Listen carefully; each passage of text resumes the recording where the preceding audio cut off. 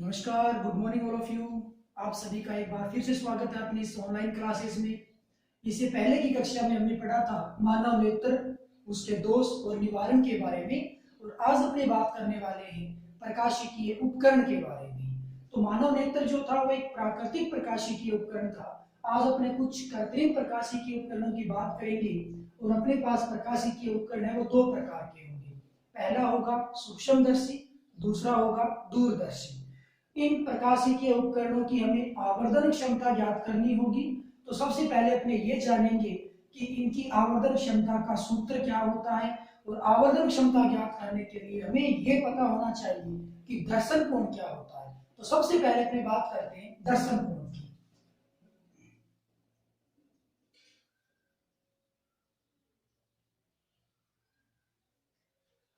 Suppose that कि अपने पास ये एक मंदिर है, और इसके सामने यहां कोई व्यक्ति खड़ा हुआ है। यहाँ पे मानव नेत्र है। तो इस मानव नेत्र के द्वारा जब इस मंदिर को या इस इमारत को देखा जाएगा, तो फिर मानव नेत्र पर एक निश्चित कोण बनेगा। ये एक एंगल बनेगा। यहां पे है मानव नेत्र। किसी भी वस्तु को देखने पर मानव नेत्र पर जो कोण बनता है, उस कोण को दर्शन कोण कहते हैं। यहां पे जो एंगल बना है वो दर्शन कोण है। दर्शन कोण दो प्रकार का होगा, एक तो होगा अल्फा और एक होगा बीटा। जब आप किसी भी वस्तु को नग्न आंखों से देखते हो, किसी भी लेंस का उपयोग नहीं करते, तो मानव नेत्र पर जो कोण बनता है वो अल्फा होता है। उस दर्शन कोण को हम कहते हैं अल्फा, या फिर उसको अल्फा से प्रदर्शित किया जाता है। यदि हम इसी इमारत को या इसी मंदिर को हम लेंस की सहायता से देखें, इसके मार्ग में हम कोई लेंस लगा दें, तो ये जो इमारत या मंदिर है वो हमें बड़ा नजर आएगा, जिसके कारण इस इमारत का आकार कुछ इस प्रकार से होगा, और इसका जो ऊपरी सिरा है वो यहां पे होगा। अब इस इमारत को लेंस की सहायता से देखोगे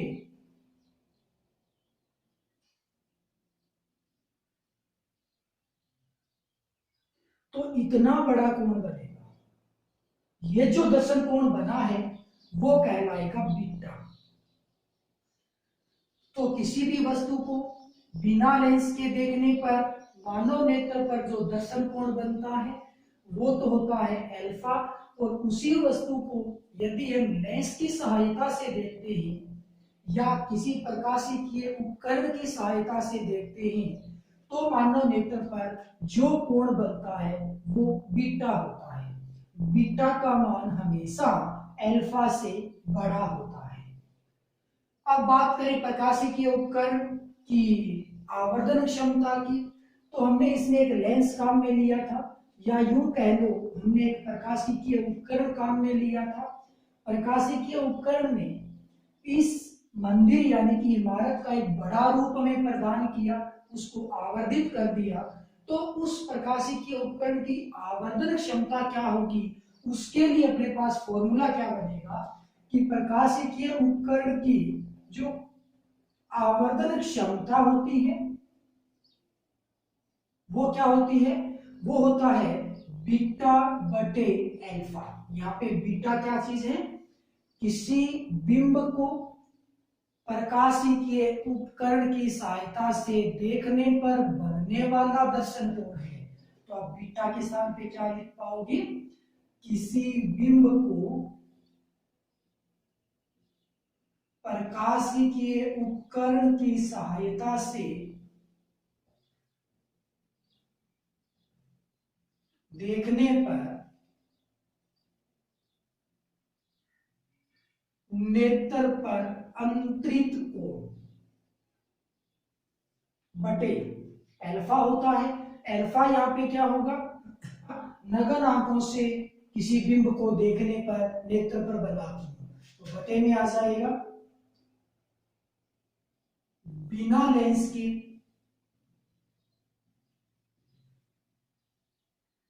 मानव नेत्र पर अंतरित कोण। तो कुल मिलाकर के जो आवर्धन क्षमता होती है वो होता है स्मॉल एम, और बिंब को हम देखेंगे प्रकाश के उपकरण की सहायता से तो बनने वाला एंगल बीटा होगा, और बिना लेंस के देखेंगे तो बनने वाला एंगल अल्फा होगा। तो यहाँ पे आवर्धन क्षमता का सूत्र निकल के आएगा बीटा बटे अल्फा। यदि अल्फा और बीटा अति अल्प है उस कंडीशन में आप बीटा को तो कह सकते हो लगभग tan बीटा और अल्फा को कह सकते हो लगभग tan अल्फा। तो m का ये सूत्र बन जाता है tan बीटा बटे tan अल्फा। ये आवर्धन क्षमता का फॉर्मूला निकल के आ गया। इस फॉर्मूले की सहायता से हम प्रकाशिकीय उपकरण जो कि सूक्ष्मदर्शी है, दूरदर्शी है, उनकी आवर्धन क्षमता ज्ञात कर पाएंगे। तो प्रकाशिकीय उपकरण की आवर्धन क्षमता ज्ञात करने के लिए अपने पास एक मात्र फॉर्मूला होगा, और वो होगा आवर्धन क्षमता m बराबर tan बीटा बटे tan अल्फा। तो अब अपने बात कर लेते हैं कि प्रकाशिकीय उपकरणों की आवर्धन क्षमता निकलेगी कैसे। और सबसे पहले अपने प्रकाशिकीय उपकरण लेंगे वो होगा सूक्ष्मदर्शी।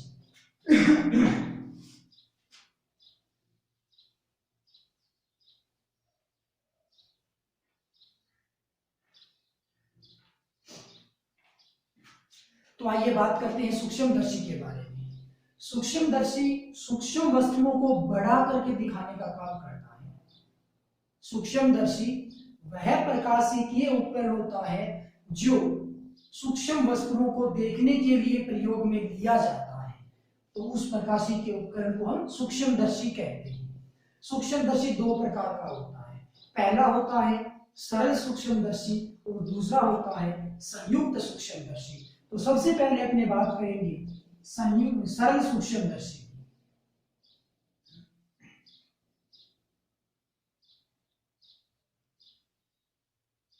सरल सूक्ष्मदर्शी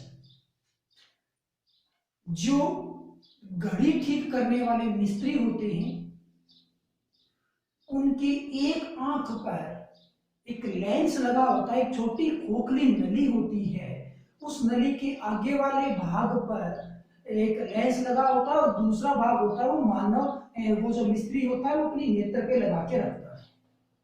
तो वो जो छोटी नलिका रूपी संरचना या व्यवस्था होती है वो सरल सूक्ष्मदर्शी ही होता है। तो सरल सूक्ष्मदर्शी की संरचना की अपनी बात करें तो सरल सूक्ष्मदर्शी की संरचना में एक खोखली नलिका होती है जिसके एक सिरे पर उत्तल प्रकृति का लेंस लगा होता है, जबकि दूसरे सिरा मानव नेत्र पर लगा होता है, और उस खोखली रूपी संरचना को ही हम सरल सूक्ष्मदर्शी कहते हैं। जो लेंस खोखली नली के एक किनारे पे लगा होता है उस लेंस को हमेशा वस्तु की ओर रखा जाता है, अतः उस लेंस को अभिदर्शक लेंस कहा जाता है। तो यदि मैं इसकी संरचना की बात करूं तो कुछ इस प्रकार की व्यवस्था अपने पास होगी। ये अपने पास सरल सूक्ष्मदर्शी है और यहाँ पे ये जो लेंस लगा हुआ है वो उत्तल प्रकृति का लेंस है। इसके सामने यहाँ पे कोई भी ऑब्जेक्ट यानी कि वस्तु होगा और इस लेंस को अभिदर्शक लेंस कहा जाता है।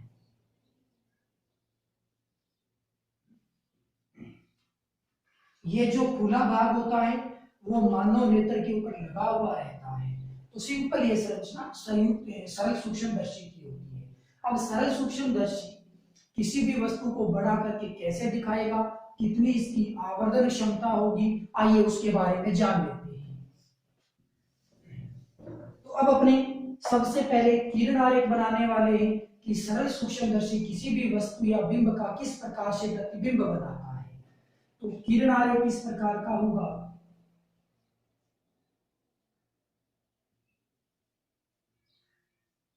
तो किरण आरेख बनाने के लिए सपोज दैट अपने पास ये एक अभिदर्शक लेंस है, ये इसका मुख्य अक्ष हो गया और इस मुख्य अक्ष पर हमने यहाँ पे इसका प्रकाश के केंद्र O मान लिया, यहाँ इसका मुख्य फोकस पॉइंट मान लिया कैपिटल F और यहाँ पे इसका कोई द्वितीयक फोकस पॉइंट मान लिया एफ डैश। हमें सरल सूक्ष्मदर्शी के द्वारा आवर्धित यानी कि बड़ा और सीधा प्रतिबिंब बनाना है। और यदि आपको याद हो तो जब हमने उत्तल लेंस की सहायता से प्रतिबिंब निर्माण को देखा था तो छठे केस में हमने वस्तु को O और F डैश के मध्य रखा था, जिसके कारण हमें वस्तु का एक प्रतिबिंब वस्तु के आकार से बड़ा और सीधा प्राप्त हुआ था। तो यहाँ पे हम सीधा और बड़ा प्रतिबिंब प्राप्त करने के लिए वस्तु को रखेंगे O और F डैश के मध्य। तो हमने यहाँ पे वस्तु यानी कि बिंब रख लिया, जिसका नाम हमने दे दिया AB। इस वस्तु का हमें प्रतिबिंब बनाना है, तो पहला रूल अपना ये कहता है कि आप मुख्य अक्ष के समांतर एक प्रकाश किरण का आपतन करवाइए। तो ये प्रकाश किरण कुछ इस प्रकार से आपतित हो गई, अपवर्तन के पश्चात मुख्य फोकस बिंदु से गुजरेगी कुछ इस प्रकार से। दूसरा रूल ये कहता है प्रकाशी के केंद्र O से आप प्रकाश किरण को गुजारिए, तो वो बिना विचलित हुए बिल्कुल सीधी निकल जाएगी। ये दोनों प्रकाश किरणें जब आगे बढ़ाई जाती हैं तो वो कहीं नहीं मिलती हैं। यदि हम इनको पीछे बढ़ाते हैं तो शायद ये मिलती हुई प्रतीत हो जाए। तो इसको वीडियो पीछे बढ़ाएं।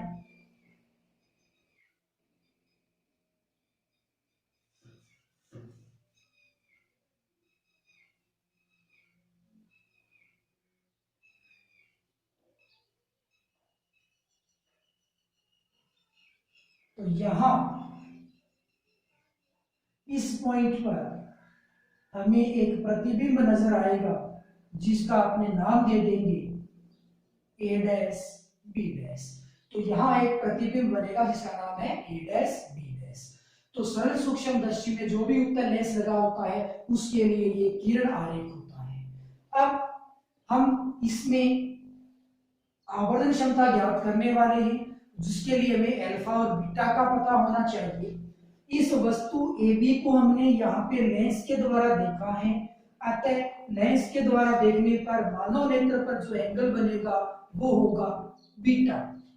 तो यहाँ लेंस के पीछे यहाँ पे मानव नेत्र है। इस वस्तु को आप लेंस के द्वारा देखोगे तो आपको कुछ ऐसी वस्तु नजर आएगी। तो इस वस्तु का मानव नेत्र पर एक एंगल बनेगा, वो एंगल यहाँ इस प्रकार से होगा और इस एंगल को अपने नाम देंगे बीटा। अब बच गया अल्फा एंगल। तो यहाँ पे तो हमने लेंस काम में ले लिया है, अल्फा एंगल में लेंस प्रयुक्त नहीं होता, अतः अल्फा एंगल बनाने के लिए आपको ये लेंस हटाना पड़ेगा। मानव नेत्र और बिंब के बीच में कोई भी लेंस व्यवस्थित नहीं होना चाहिए। तो अपने पास बिंब है AB, तो यहाँ पे ये अपने पास एक बिंब है AB और यहाँ पे मानव नेत्र रखा हुआ है। तो मानव नेत्र पर ये जो एंगल बनेगा ये एंगल हो जाएगा अल्फा और मैं इस पॉइंट को P नाम दे देता हूं। तो यहाँ पे ये एंगल अल्फा बनेगा क्योंकि बिंब और मानव नेत्र के बीच में कोई भी लेंस वगैरह नहीं रखा हुआ है, अतः अल्फा को रिप्रेजेंट करने के लिए हमें अलग से डायग्राम बनाना होगा। तो ये जो किरण आरेख है इसमें एंगल बनने वाला है बीटा। ओके, अब आप आसानी से सरल सूक्ष्मदर्शी की आवरण क्षमता ज्ञात कर सकते हो। उससे पहले हम कार्यचिन्ह परिपाटी का एक बार उपयोग देख लेते हैं कि यहाँ पे मानव नेत्र यहाँ पे रखा हुआ है बिंब, और हमने ये पढ़ा है कि बिंब को न्यूनतम हम 25 सेंटीमीटर की दूरी पे रखेंगे तो वो वस्तु हमें स्पष्ट दिखाई देगी। और न्यूनतम स्पष्ट दूरी को कैपिटल D से रिप्रेजेंट किया जाता है। तो P से लेकर के A तक की जो डिस्टेंस होगी वो कैपिटल D हो जाएगी। इसी प्रकार यहाँ पे अपने बात करें तो O से लेके A तक की दूरी होगी वो बिंब दूरी U होगा, और O से लेकर के A डैश तक की जो दूरी होगी वो प्रतिबिंब दूरी V होगा। और इस लेंस की फोकस दूरी को हम स्मॉल f मानने वाले हैं। ओके, अब अपने ज्ञात करेंगे सरल सूक्ष्मदर्शी की आवर्धन क्षमता।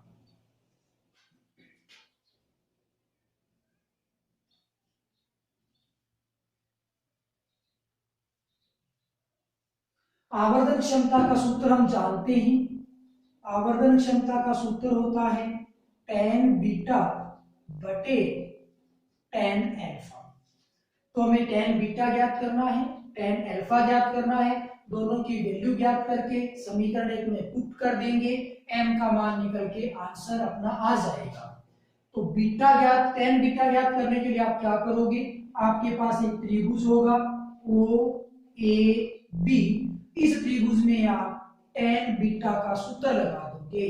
इसी प्रकार tan अल्फा ज्ञात करने के लिए आपके पास एक अन्य त्रिभुज होगा जो नीचे वाले स्ट्रक्चर में बना हुआ है PAB, इस त्रिभुज में आप tan अल्फा का सूत्र अप्लाई कर दोगे। तो सबसे पहले अपने बीटा ज्ञात करते हैं। तो अपने पास त्रिभुज होगा OAB, इसमें आप सूत्र अप्लाई करोगे tan बीटा का, और लाल बटा कक्का के अनुसार जो tan होता है वो होता है लंब बटे आधार। तो यहाँ इस त्रिभुज में लंब की बात करें तो ये हो जाएगा अभिलंब, और आधार की बात करें तो ये होगा आधार। तो अभिलंब होगा यहाँ पे AB और आधार होगा यहाँ पे OA। तो यहाँ पे आप लिखोगे AB बटा OA। tan बीटा का मान निकल के आ चुका है। इसी प्रकार अब आपको tan अल्फा ज्ञात करना है। तो tan अल्फा के लिए आपके पास त्रिभुज होगा PAB,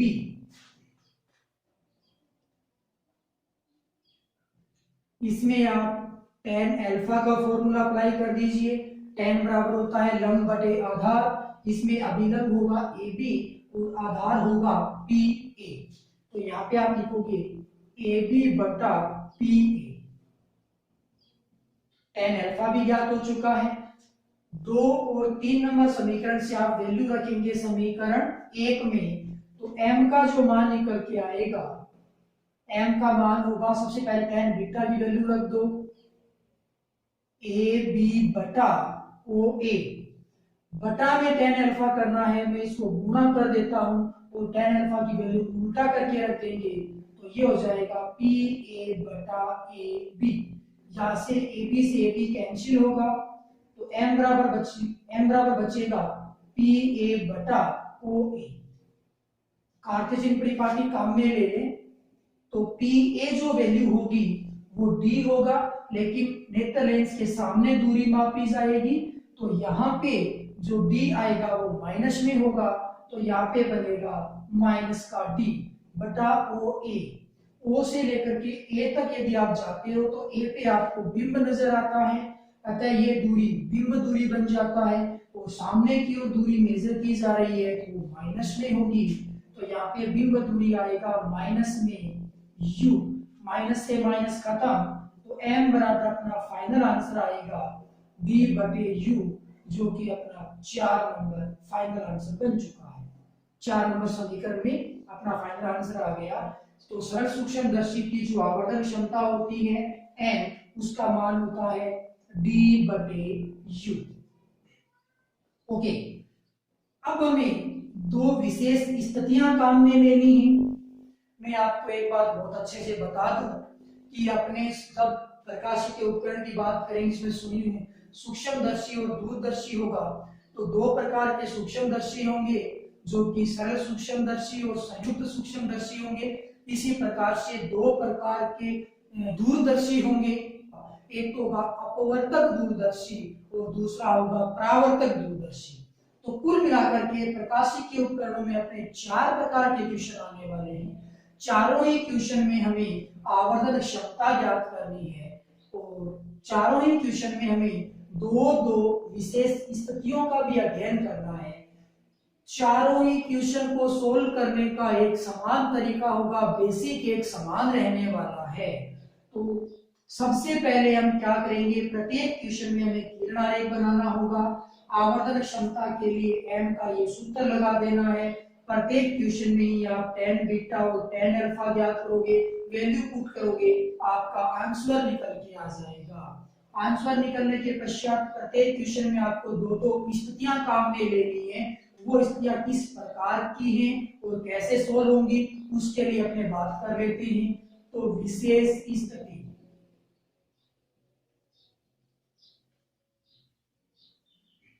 फर्स्ट पॉइंट, पहली विशेष स्थिति ये होगी कि ये जो प्रतिबिंब बना है a' b', वो अपनी न्यूनतम स्पष्ट दूरी कैपिटल डी पे बने, उस कंडीशन में आवर्धन क्षमता कितनी होगी वो ज्ञात करना है। दूसरी कंडीशन होगी ये जो प्रतिबिंब बना है वो अधिकतम स्पष्ट दूरी अनंत पर बनता है, तो उस स्थिति में आवर्धन क्षमता कितनी होगी वो मान भी हमें ज्ञात करना है। तो कुल मिलाकर के एक बार तो हमें प्रतिबिंब की कल्पना करनी है न्यूनतम स्पष्ट दूरी पे, जो कि अपनी पहली विशेष स्थिति होगी, और अगली बार हमें बनने वाले प्रतिबिंब की कल्पना करनी है अनंत पे, जो कि अपने दूसरी विशेष स्थिति होगी। और दोनों ही केस में m ज्ञात करने का जो तरीका है उसको अपने देख लेते हैं। तो सबसे पहले अपनी विशेष स्थिति होगी जब अंतिम प्रतिबिंब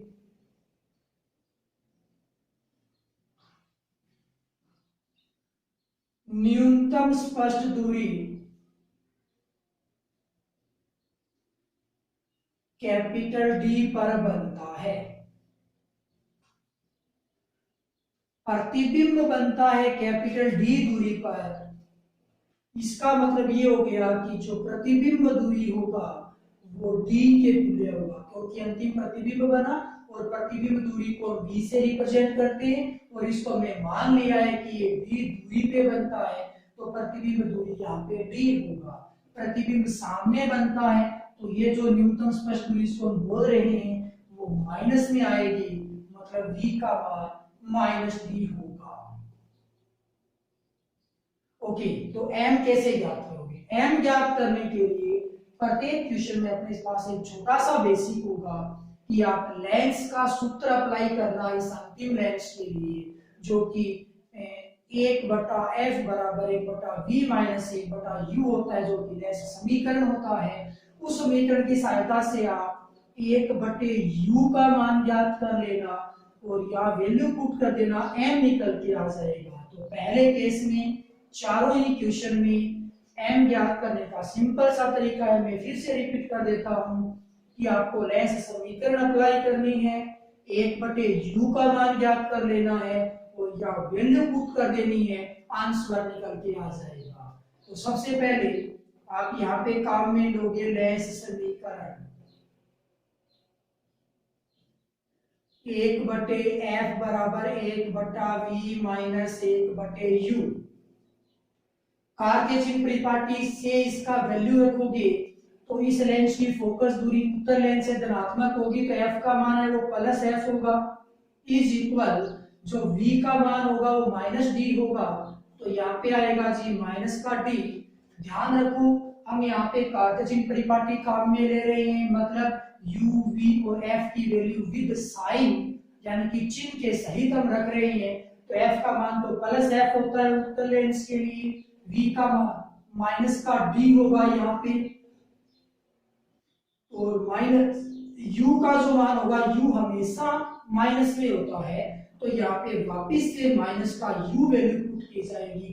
अब ये तीनों हमने विद साइन पुट की है, तो ये माइनस माइनस प्लस बन जाएगा, तो 1/f बराबर आएगा माइनस का 1/d प्लस का 1/u, और यहाँ से आप 1/u की वैल्यू निकालोगे तो ये बन जाएगा इधर पक्षांतरण होके 1/f प्लस 1/d। लो जी 1/u का मान निकल के आ गया, सिंपल लेंस समीकरण को प्रयोग में लेने पर। अब 1/u की वैल्यू यहाँ समीकरण 4 में पुट कर दें तो अपने पास m का फाइनल आंसर निकल के आ जाएगा। तो m बराबर क्या बन जाएगा, d को मैं एक बार बाहर ले लेता हूं, 1/u की वैल्यू पुट करेंगे 1/f प्लस 1/d, तो m बराबर बन जाएगा d/f, और d को यहाँ पे लेके आओगे तो ऊपर नीचे d कैंसिल होगा और ये बनेगा 1। तो अपने पास फाइनल आंसर निकल के आ चुका है पहली विशेष स्थिति का, तो m का मान होगा 1 प्लस d/f। तो ये अपने पास पहली विशेष स्थिति निकल के आ चुकी है। दूसरी विशेष स्थिति की यदि अपने बात करें तो जो अंतिम प्रतिबिंब बनता है वो अधिकतम स्पष्ट दूरी अनंत पे हमें बनाना है, उस केस को आप कैसे सोल्व करोगे उसको भी देख लेते हैं।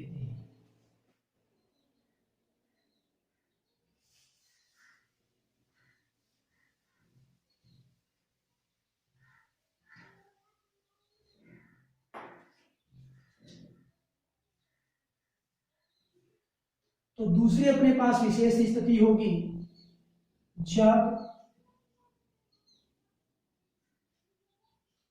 अंतिम प्रतिबिंब अनंत पर बनता है।